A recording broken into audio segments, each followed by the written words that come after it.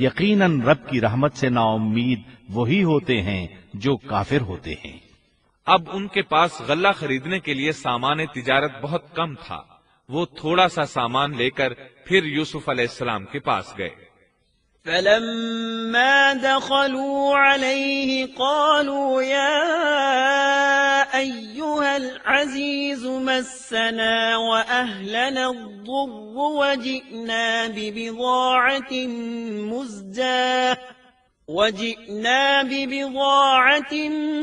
مزجاة فأوف لنا الكيل وتصدق علينا ان اللہ یجزی المتصدقین۔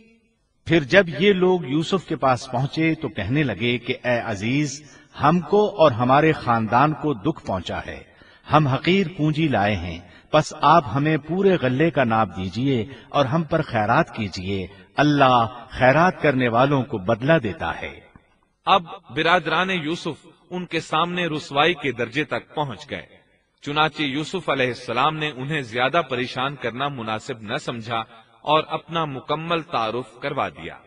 قال هل علمتم ما فعلتم بيوسف وأخيه إذ أنتم جاهلون قالوا أئنك لأنت يوسف قال أنا يوسف وهذا أخي قد من الله علينا إنه من يتق ويصبر فإن الله لا يضيع أجر المحسنين قالوا تالله لقد آثرك الله علينا وإن كنا لخاطئين قال لا تثريب عليكم اليوم يغفر الله لكم وهو أرحم الراحمين اذهبوا بقميصي هذا فألقوه على وجه أبي يأت بصيرا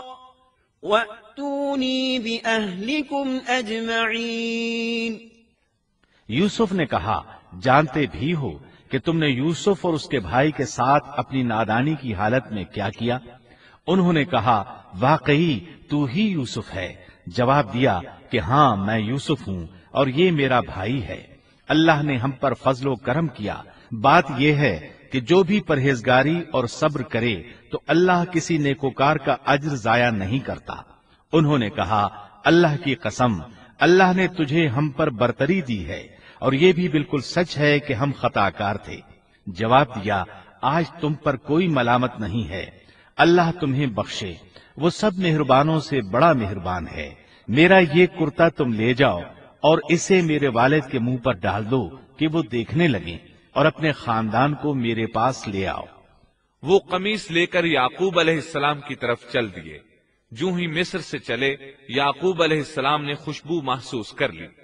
وَلَمَّا فَصَلَتِ الْعِيرُ قَالَ أَبُوهُمْ إِنِّي لَأَجِدُ رِيحَ يُوسُفَ لَوْلَا أَن تُفَنِّدُونَ قَالُوا تَاللَّهِ إِنَّكَ لَفِي ضَلَالِكَ الْقَدِيمِ فَلَمَّا أَن جَاءَ الْبَشِيرُ أَلْقَاهُ عَلَى وَجْهِهِ فَارْتَدَّ بَصِيرًا قَالَ أَلَمْ أَقُل لَّكُمْ إِنِّي أَعْلَمُ مِنَ اللَّهِ مَا لَا تَعْلَمُونَ قالوا يا أبانا استغفر لنا ذنوبنا إنا كنا خاطئين قال سوف أستغفر لكم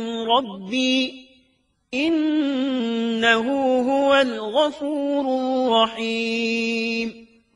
جب یہ قافلہ جدا ہوا تو ان کے والد نے کہا کہ مجھے تو یوسف کی خوشبو آ رہی ہے، اگر تم مجھے بے وقوف نہ کہو۔ وہ کہنے لگے کہ واللہ آپ اپنے اسی پرانے خط میں مبتلا ہیں۔ جب خوشخبری دینے والے نے پہنچ کر ان کے منہ پر وہ کرتا ڈالا، اسی وقت وہ پھر سے بینا ہو گئے۔ کہا کیا میں تم سے نہ کہا کرتا تھا کہ میں اللہ کی طرف سے وہ باتیں جانتا ہوں جو تم نہیں جانتے؟ انہوں نے کہا ابا جی آپ ہمارے لیے گناہوں کی بخشش طلب کیجئے، بے شک ہم قصوروار ہیں۔ کہا اچھا میں جلد ہی تمہارے لیے اپنے پروردگار سے بخشش مانگوں گا، وہ بہت بڑا بخشنے والا اور نہایت مہربانی کرنے والا ہے۔ پھر سارا خاندان یوسف علیہ السلام کے پاس آیا۔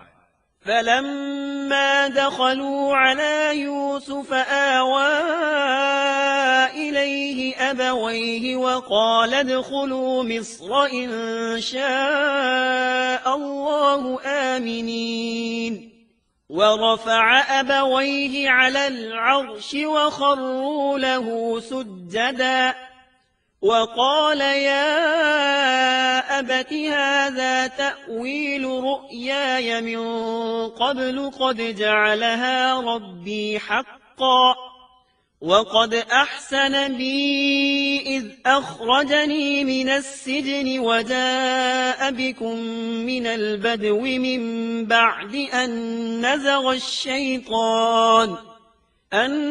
نزغ الشيطان بيني وبين إخوتي إن ربي لطيف لما يشاء إنه هو العليم الحكيم رب قد آتيتني من الملك وعلمتني من تأويل الأحاديث فاطر السماوات والأرض أنت وليي في الدنيا والآخرة توفني مسلما وألحقني بالصالحين۔ جب یہ سارا گھرانہ یوسف کے پاس پہنچ گیا تو یوسف نے اپنے ماں باپ کو اپنے پاس جگہ دی اور کہا اللہ کو منظور ہے تو آپ سب امن و امان کے ساتھ مصر میں آؤ، اور اپنے تخت پر اپنے ماں باپ کو اونچا بٹھایا اور سب اس کے سامنے سجدے میں گر گئے۔ تب کہا کہ ابا جی یہ میرے پہلے کے خواب کی تعبیر ہے، میرے رب نے اسے سچا کر دکھایا، اس نے میرے ساتھ بڑا احسان کیا جبکہ مجھے جیل خانے سے نکالا اور آپ لوگوں کو صحرا سے لے آیا۔ اس اختلاف کے بعد جو شیطان نے مجھ میں اور میرے بھائیوں میں ڈال دیا تھا، میرا رب جو چاہے اس کے لیے بہترین تدبیر کرنے والا ہے اور وہ بہت علم و حکمت والا ہے۔ اے میرے پروردگار تو نے مجھے کچھ حکومت عطا فرمائی اور مجھے خواب کی تعبیر سکھلائی۔ اے آسمانوں اور زمین کے پیدا کرنے والے تو ہی دنیا و آخرت میں میرا ولی اور کارساز ہے۔ تو مجھے اسلام کی حالت میں فوت کر اور نیکوں میں ملا دے۔